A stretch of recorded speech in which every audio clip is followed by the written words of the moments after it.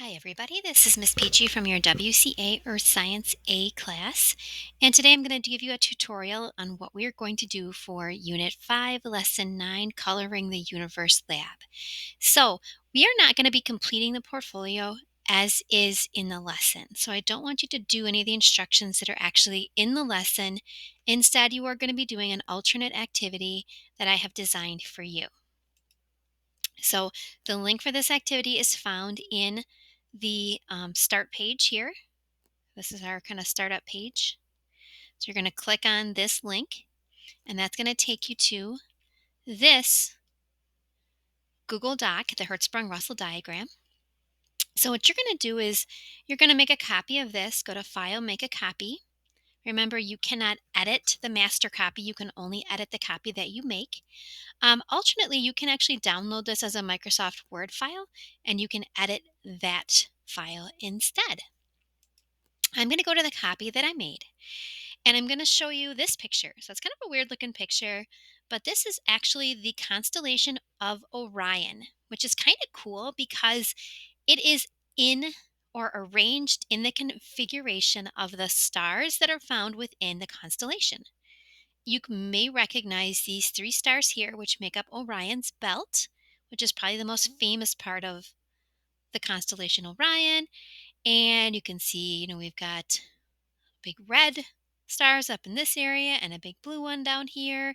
So, kind of the main stars within the shape of Orion, the constellation.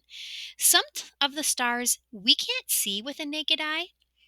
Some of these stars are too small, too faint to be seen without a telescope, but all of these stars make up the constellation. You'll notice there are different sizes. There are very large stars, some are red and some are blue. There are big stars, like this white one here. There are some that are kind of more like medium-ish, I guess, and they're like yellow, like that guy. And there are some small, like this orange one, and then there's some really itty-bitty ones, like this white one and this red one here. So we have a scale that ranges from small, second smallest, medium, big, and largest. So what you're going to do, we also have a color scale from blue, white, yellow, orange, and red, right? And so what you're going to do is you're going to be mapping or graphing, the stars that are found in this constellation and keeping track of them so you only count each star one time.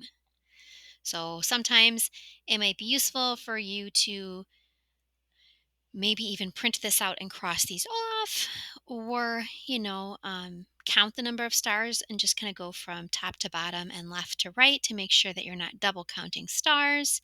However you want to do this, just make sure that you keep track of them so that you're only counting each star once.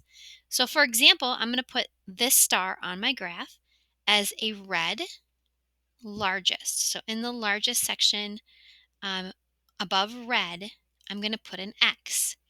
And I'm actually going to put a red X here because, and I'm going to use the capital X, and I'm going to change the color here to red just so that my map actually matches and looks like it's color coordinated at the end.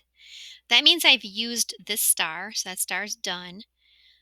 So I'm going to, cancel that star out. I don't need to use that one anymore.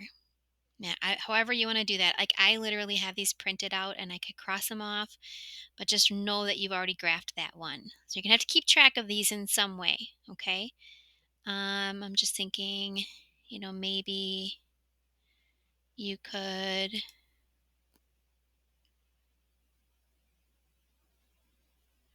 see how you draw on here is weird. So I'm not sure, but we could maybe do a little line or something and then move that up here. Yeah, cross it off. It's too complicated. So anyway,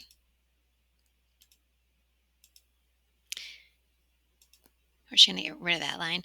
Just in your head, cross that off or somehow keep track of them, okay? Then the next one I'm going to go down is white, and it's kind of the second largest size, right? So it's a big white. So I'm going to put that right here. I'm going to make an X. Now, obviously, I can't make a white X because white on white wouldn't work, but maybe I can make that into like a different color, like a really light gray or something, just to remind myself that it's actually supposed to be white. Okay. And you're going to continue to do that. If I have two white ones, let's say my next one over was also white, I would put another X right next to it of the same color. See what I'm saying? As long as every star is only counted one time. So you're going to do that for every single circle here until every single circle has been graphed on here.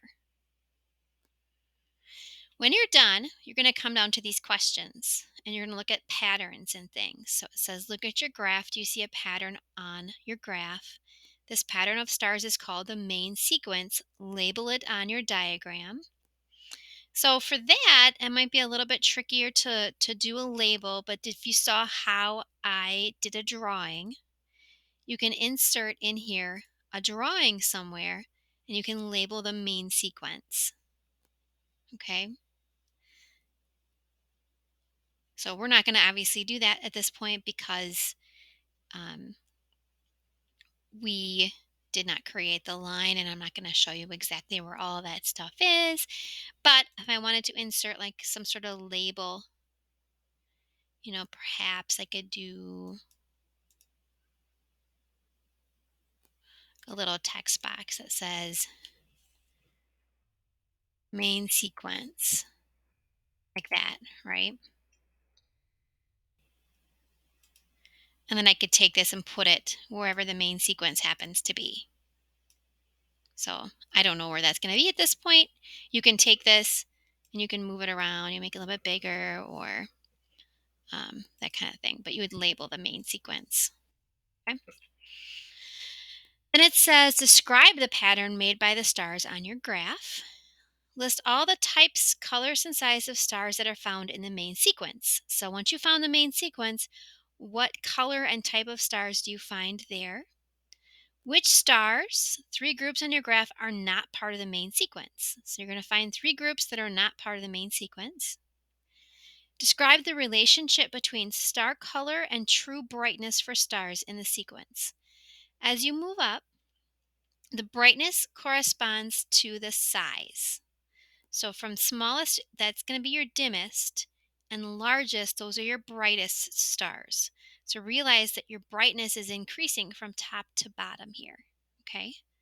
So dimmest, brightest. Okay.